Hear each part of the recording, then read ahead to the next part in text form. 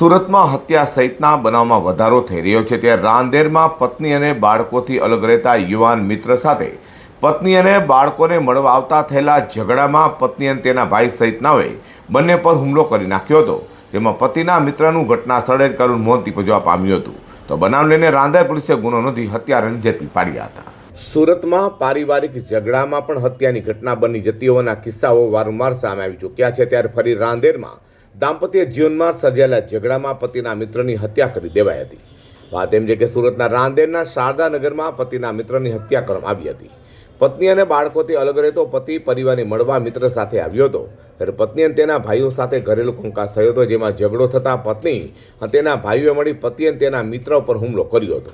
ઘરેલું કંકાસમાં ઝઘડો થયા બાદ બંને પર ચપ્પુ વડે હુમલો કરવામાં આવ્યો હતો, જેમાં પતિના મિત્રનું ઘટના સ્થળે જ કરુણ મોત થવા પામ્યું હતું. જ્યારે પતિની ઇજાઓ પહોંચ્યા ત્યાં મામલે પોલીસે ત્વરિત તપાસ હાથ ધરી હત્યારી પત્ની અને શાળા સહિત 4 આરોપીને ઝડપી પાડી સળિયા પાછળ ધકેલી દીધા છે. રોહિતભાઈ પ્રવીણભાઈ દેવી શું ઘટના બની? આમાં ઘટનામાં એવું છે કે મારો ભાઈ છે અજયભાઈ પ્રવીણભાઈ દેવી સુગર, એને એક ફ્રેન્ડ સાથે ગયો હતો એની વાઈફ આગળ મળવા. જેનો ફ્રેન્ડ હતો ને એની વાઈફને મળવા ગયો હતો.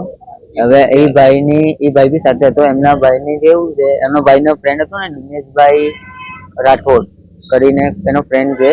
એની ફ્રેન્ડને ઓલરેડી એક બૈરી હતી અને 3 છોકરા હતા ને બીજી બૈરીને લઈને આવ્યો હતો ને એ મામલે એ લોકોનો પતિ પત્નીનો બંનેનો ઝઘડો ચાલતો હતો અને એમાં એ લોકોની માથાકૂટમાં મારો ભાઈ નિર્દોષને છરીના ઘા મારીને હત્યા કરવામાં આવી છે. કેટલું ક્રૂર પ્રકારે હત્યા કરી મિત્રના દ્વારા? હાલ તો રાંદેર વિસ્તારમાં બનેલી હત્યાની ઘટના લઈને પોલીસે ત્વરિત સ્થળે દોડી જઈ તપાસ હાથ ધરી હતી. જોકે પારિવારિક ઝઘડામાં હત્યા કરાઈ હોય હત્યારાઓ ઝડપાઈ જતા પોલીસે વધુ તપાસ હાથ ધરી છે.